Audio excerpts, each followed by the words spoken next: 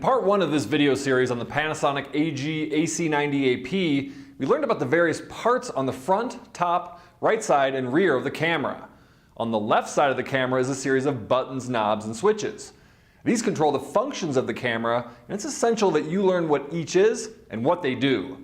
The efficient use of these buttons will be addressed by your instructor. In this video, we will define each one and what they control.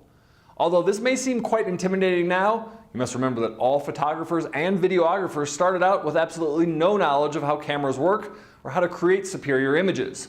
With a little effort on your part, you can become thoroughly competent filming with a Panasonic camera in a relatively short time. We begin part 2 with the LCD screen. In part 1, we discuss the viewfinder at the rear of the camera. The LCD screen is located under the mic line and power switches in the LCD compartment. This compartment is near the front of the camera, attached to the handle. To extract the LCD screen, you reach under the bottom side of the compartment to feel the extractor pull on the LCD screen. This pull is merely an extended piece of plastic that will allow you to grab the LCD with your fingers. Once you have a grasp on the screen via the pull, carefully slide the LCD screen out until it clicks into place. If the camera is on when you do this, the screen will illuminate when the extraction's completed. At this point, the screen will be facing downward and needs to be rotated counterclockwise, so the screen faces to the rear of the camera. Please keep in mind that the LCD screen is undoubtedly the most delicate part of the camera assembly, so take care when extracting, turning, or placing the screen back into its compartment. Now with the LCD screen extracted and the camera on, we can discuss the display indicators and the specific functions we can manipulate to use the camera as a creative tool.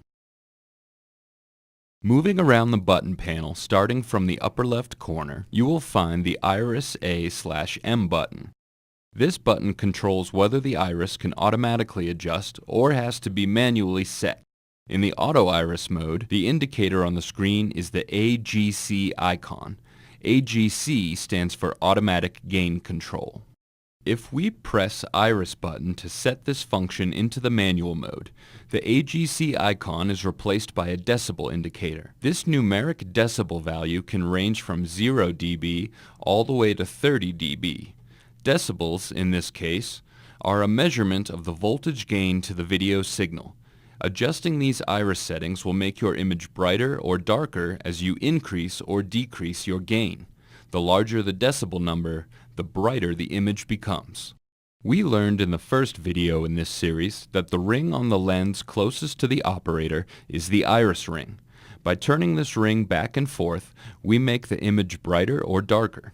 As we turn the ring, making the image darker, we also see that the decibel icon goes down to 0. If we stop, you'll see the word open on the monitor. Open is referring to the iris. At this point, the iris is all the way open as large as possible. There is as much light as possible entering the lens and landing on the sensors. As we continue to turn the iris ring in the same direction, we see that the word open is replaced by a series of numbers. These numbers are called f-stop. An f-stop is a measurement of how large the iris aperture is. As the number increases, the iris size reduces, letting even less light onto the sensor, thus making the image darker still. Eventually, the f-stop numbers are replaced by the word close, meaning the iris aperture is completely closed and is not letting any light into the camera. Down from the iris button is the Focus AM Infinity button. As you press this button and cycle through the different options, you will see the autofocus, manual focus, and infinity focus icons appear here. During your time at school, you'll want to make sure that you select either the manual focus icon or the autofocus icons. There are many reasons to use both, and your instructor will help you decide the benefits and disadvantages of each. The next button down is the OIS button.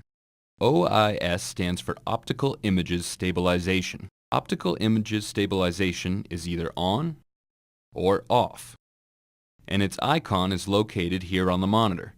Notice that when we have Optical Images Stabilization on, the icon looks like this, and when it's off, it changes to this. Optical Images Stabilization helps you stabilize a shot when you're shooting handheld, but should be turned off if your camera is mounted on a tripod. The next button down on the left-hand side of this panel is the white balance button. Its designation above the button is WB. When you repeatedly press the white balance button, you cycle through 5 options. The 5 options are: number 1, ATW. ATW stands for Auto Tracking White Balance. Number 2, Lock. Lock will keep the white balance from shifting during a shot once the ATW has set a balance. Number 3, P3.2K. P3.2K stands for 3200 degrees Kelvin. 3200 degrees Kelvin is the color temperature for studio lights. Number 4, P5.6K. P5.6K stands for 5600 degrees Kelvin. 5600 degrees Kelvin is the color temperature for sunlight at high noon. And number 5, ACH or BCH. ACH stands for A channel, while BCH stands for B channel. The first setting, ATW, allows the camera to determine each color in the visual spectrum. P3.2K and P5.6K are used as presets. The fifth option, ACH or BCH, are used to set the camera's white balance manually. We use ACH or BCH at school and always manually set our white balance. Your instructor will explain white balance and the procedures for establishing it later after this video. Moving over to the next row of buttons to the right, we see Focus Assist. When we engage Focus Assist, the camera superimposes a thin red color on horizontal, vertical, and angled lines on the monitor. Although you can see the red lines, they will not record. They're only there to help you focus. Focus Assist is an excellent way to ensure proper focus, but can become a distraction if left on. The button just below Focus Assist is Zebra. Zebra stripes are superimposed hash lines that overlay onto the image that indicate exposure levels. It is a function that aids exposure by showing a striped pattern over the areas that are close to overexposure. As we cycle through the different options, you'll have a choice of: number 1, Zebra Off. Zebra 1. Zebra 1 is set at 80% of overexposure. Number 3, Zebra 2. Zebra 2 is set at 100% of overexposure. And number 4, Marker. Marker has a small square on the monitor that measures the exposure as a percentage only within that box. At school, we typically set the zebra stripes at either 1 or 2 so that we can tell if we are near or at overexposure. The last button in the middle row is labeled Bars. When we depress this button, we both turn bars and tone on or off. The bars are a series of vertical color bars across the display, including from left to right, white, yellow, cyan, green, magenta, red, and finally blue. If you have your earphones plugged in when you engage the bars and tone, you will hear a 1000 Hz tone at a negative 12 decibel level. Your teacher can explain the industry use of bars and tone. For this video, bars and tone are defined as a way to allow us to record a standard that technicians can use to ensure that playback is correct in reference to color and audio volume. The uppermost button on the row nearest the back of the camera is labeled Menu. We will cover the menu and all of the most important features that you need to know after the intermission. The button below the menu button is the Display/Mode Check button. Pressing this button will remove all of the icons on the monitor with the exception of the time code. Pressing it once removes the icons. Pressing it a second time will bring the icons back on the monitor. We will cover time code with the next button down. The counter button is found below the Display/Mode Check button. As the counter button is repeatedly pressed, it cycles through several choices. First is time code.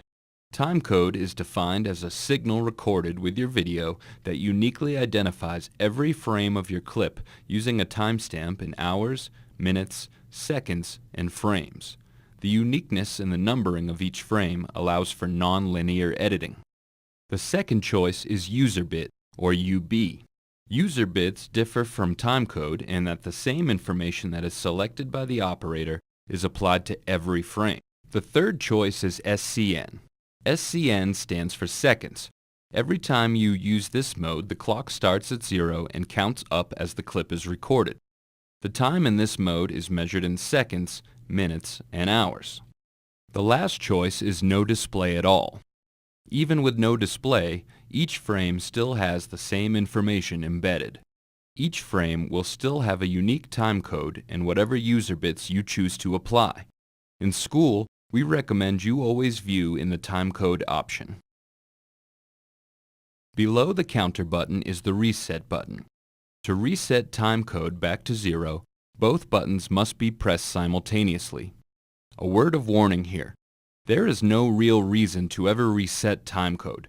Moving down to a series of buttons that run horizontally at the bottom of the panel, User 1. Currently, User 1 doesn't have any values associated with it. Were this your camera, this button would allow you to manipulate different settings within the camera menu to create a specific setup and then save it under this User 1 button. Since these cameras are checked out to all students, User 1, User 3 buttons are deactivated. Right of User 3 is a switch that has two options: IA and Manual. IA stands for Intelligent Auto, whereas Manual means that you have the ability to change and manipulate the camera settings. A word of warning. Having the camera in the Intelligent Auto mode will make using this camera creatively much more difficult. Always have the switch in the manual position. If you ever experience any issues with the camera during a shoot, the first thing you should do is look to see that this switch has been moved to the IA position. The last button to the right is the Quick Start button. We have found that this button works occasionally. No need to use this function. We're now going to take a short break to let you ask any questions that you might have regarding the previous information. Make sure you are comfortable with these concepts, but remember, you can always watch this training series as many times as you need. We'll be right back. In this last segment, we're going to discuss the menu button and how to navigate the menu interface. In the fourth video of this series, we're going to show you how to normalize the camera after you check it out from the IA's office. It is essential that you know how to manipulate the different settings within the menu, and very important that you normalize the camera each and every time you use it. These cameras are used by both night and day classes, and each has unique shooting requirements. Failing to normalize the camera may cause your footage to be over or underexposed, contain incorrect color information, or a host of other undesirable issues. All of these can be avoided by normalizing the camera before using it for your shoot.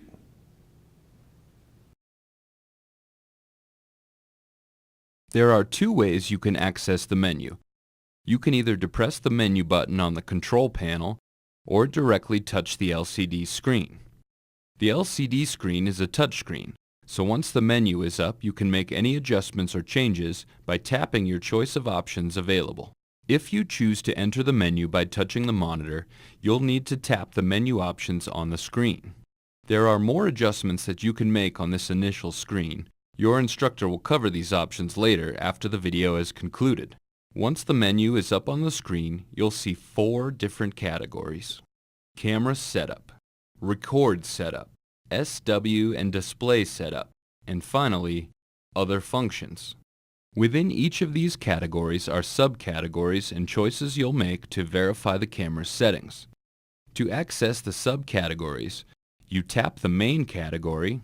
After the subs are visible, you can page up or page down through the options, choose an option, tap back to the main menu, or exit the menu altogether. We've concluded addressing the buttons and switches on the control panel, and you should have a relatively good understanding of what each does. The reality is, we're just scratching the surface. Knowing what a button does is one thing, knowing what option to choose or why you'd want to choose it is a whole different skill set. This is just the beginning of your path to becoming a photographer. If you have any questions, please ask your instructor for clarification, but remember, the only real way to become a great photographer is to shoot plenty of video and practice.